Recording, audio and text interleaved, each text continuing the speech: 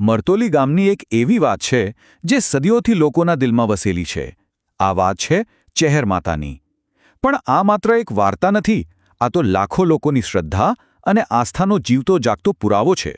તો ચાલો આજે આપણે એ ગાથાને સમજીએ કે એની શરૂઆત ક્યાંથી થઈ. 900 વર્ષ? જરા વિચારો તો, લગભગ 1000 વર્ષ. આટલો લાંબો સમય. કઈ રીતે કોઈ વાત, કોઈ શ્રદ્ધા આટલા વર્ષો સુધી જીવતી રહી શકે? સાચું કહું ને તો આ એક આંકડો જ આપણને આખી કથાની ભવ્યતાનો અંદાજ આપી દે છે. અને આ 900 વર્ષનો ઇતિહાસ કંઈ પુસ્તકોમાં બંધ નથી. એ તો આજે પણ મરતોલી ગામમાં શ્વાસ લઈ રહ્યો છે. કોના રૂપમાં? તો કે એક પવિત્ર વરખડીના વૃક્ષના રૂપમાં. જાણે આ ઝાડ પોતે જ 9 સદીઓનું જીવતું જાગતું સાક્ષી બનીને ઊભું છે. તો પછી સવાલ એ જ થાય ને કે આખરે આ ઝાડ આટલું ખાસ કેમ છે? એની પાછળ એવી તો કઈ વાર્તા છુપાયેલી છે અને કેમ લોકો દૂર દૂરથી અહીં ખેંચાઈને આવે છે? ચાલો આજે આ બધા જ સવાલોના જવાબ શોધીએ. તો આ માટે આપણે સમયમાં પાછા જવું પડશે. કેટલું પાછળ?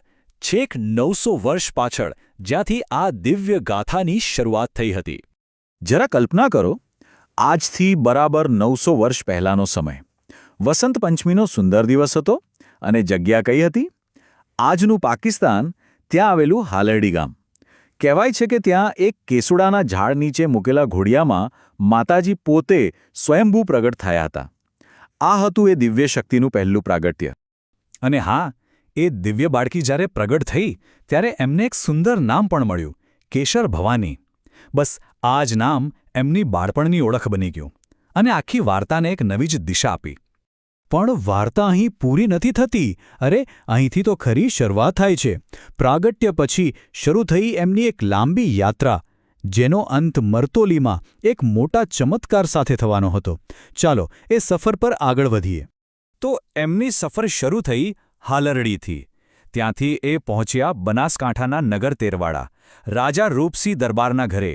પણ એમની મંઝિલ, એમનું અંતિમ મુકામ તો મરતોલી હતું, જ્યાં એક નવો જ ઇતિહાસ લખાવાનો હતો. અને ફાઇનલી મરતોલી પહોંચીને એ સીધા ક્યાં બેઠા ખબર છે? હા, એ જ 900 વર્ષ જૂના વરખડીના ઝાડ નીચે. અને ત્યાં જ એમણે સ્થાનિક રબારી સમાજને પોતાની શક્તિનો એવો પરચો આપ્યો જેણે બધું જ બદલી નાખ્યું. અને પછી જે થયું એ ખરેખર એક ચમત્કાર હતો. જે રબારી સમાજના લોકો ત્યાં હાજર હતા, એમની આંખો સામે જ માતાજીનું શરીર ગાયબ થઈ ગયું. અને એની જગ્યાએ શું હતું? બસ ફૂલોનો એક દડો. કોઈએ આવું વિચાર્યું પણ નહોતું. પણ વાત અહીં અટકી નહીં. ચમત્કાર હજુ બાકી હતો. જ્યારે ગામના લોકોએ હિંમત કરીને એ ફૂલોનો દડો હટાવ્યો તો નીચે જમીન પર કંકુના પગલાં હતા. આ કોઈ સામાન્ય પગલાં નહોતા. આ તો માતાજીની હાજરીની પાક્કી નિશાની હતી. અને બસ ત્યારથી શરૂ થઈ એમની પૂજા. તો જો, એક ચમત્કાર, અને એમાંથી જન્મ્યો સદીઓ સુધી ચાલે એવો શ્રદ્ધાનો વારસો. પણ આ એક ઘટના પછી શું થયું? કેવી રીતે આ જગ્યા એક નાનકડા સ્થાનકમાંથી મોટું તીર્થધામ બની? ચાલો એ પણ જાણીએ. શરૂઆતમાં જ્યાં એ કંકુ પગલાં હતા ને, ત્યાં બસ એક નાની દેરી જેવું મંદિર હતું. એકદમ સાદું.